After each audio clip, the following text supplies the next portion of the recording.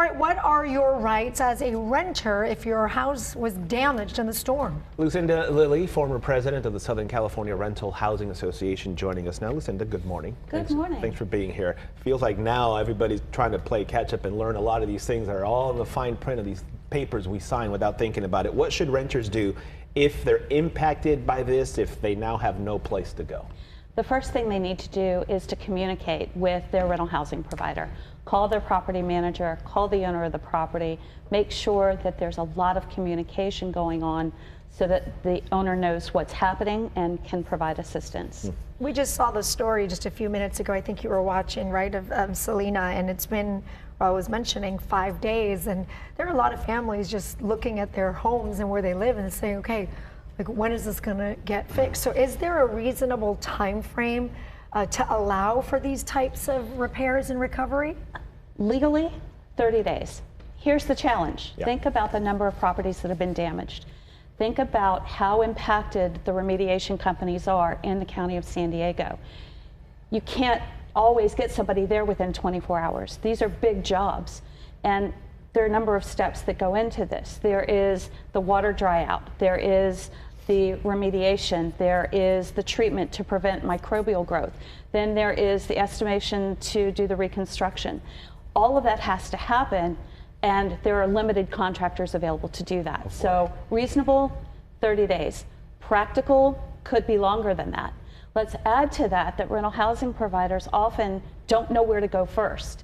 And this is not something that happens on a regular basis. Sure. So I would say that you need to reach out to remediation companies, and if you don't know who to call the Southern California Rental Housing Association, and we can absolutely provide you with resources. It seems like everybody's overwhelmed completely on all aspects, from the insurance people to the city and the state and the folks going through this. You mentioned legally 30 days. My goodness, that lady we spoke to there, it's been 5 days, and you see just the desperation, like, what do we, there's a level of, we don't know what to do. Sure. It's super frustrating, and like you said, it's unsafe.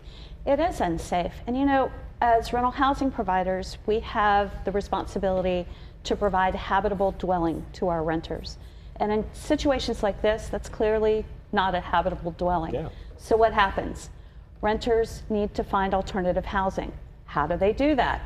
That's a challenge in and of itself. Yeah. Again, I would say SoCal RHA has reached out to our members to make sure that we are compiling a list of rental property that's available so that we can provide to governmental agencies to help provide housing for these people who are displaced. You make such a good point right now, because you have all these questions, and when they give you the answer is another question, because you get an answer like, well, how do I do that? Well, you do this. Well, then how do I do that? Yes.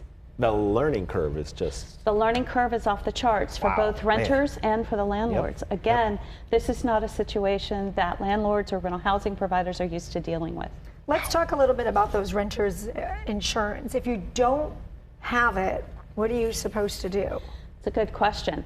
If you don't have it, you're kind of left to your own devices. I will tell you that the most important thing here, I mentioned earlier, is communication.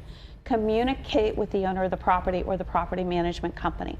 Whoever it is that you deal with on a regular basis, ongoing communication. If we can't provide a habitable dwelling, then we don't have the right to collect rent. So renter doesn't have to pay rent and finds alternative housing, or the housing provider may decide that they want to provide maybe an extended stay for the duration of the situation. Either way, it's a collaborative event, and this is about humanity, right? Yeah. This isn't about legality necessarily, because the law is not real clear on this. The law says that the rental housing provider may be required to provide housing, not must. So this is a collaborative event to make sure that everyone is taken care of, so to speak. What a mess. I wanted to talk about the responsibility of the landlords. You mentioned this. There's a difference between people renting, maybe they're renting from a big corporation, big company, and they suffer damages, versus you rent a house or an apartment from like a private person, that's just their property. Is there a difference in terms of responsibility for those landlords and what they have to provide for their renters? There is not. You make a very good point. But I would say that regardless of the ownership, it's still an impactful event. Sure. But think about the independent rental owner who owns a house. and they rely on the income from that house Sure. to help support them. Maybe they are retired.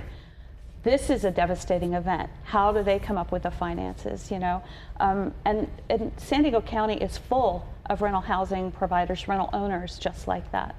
We've talked a lot about the residences and the homes. Is it different for your business if your business was impacted? It is. Typically, and I had to reach out to my commercial property manager assets to get an answer on this because I specialize in residential. But in commercial leases, typically the tenant is responsible for everything on the interior and the landlord is responsible for the exterior. So yes, businesses do have differences and they would typically have different insurance to cover them. Before we let you go, you mentioned renter's insurance, and we talked about that.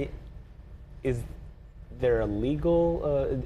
Do you have to get renter's insurance? Is depends. that an option? Or? It depends on your lease. Many leases Yeah. require that renters carry renter's insurance. Here's the caveat. Renter's insurance required is usually for liability in case a tenant does some damage. We recommend that renters have full coverage for all their personal belongings and other situations. Renters don't always do that. I can afford not to do that, right? What's going to happen to me? So that is a challenge. Yeah. This whole insurance thing and the a la carte thing, it creates problems. It's so complicated. Lucinda, Lily, thank you. You're welcome. Thank you. It's a lot of good stuff to talk to you about. You should come back. Happy to help. Yes, thank you. Wow.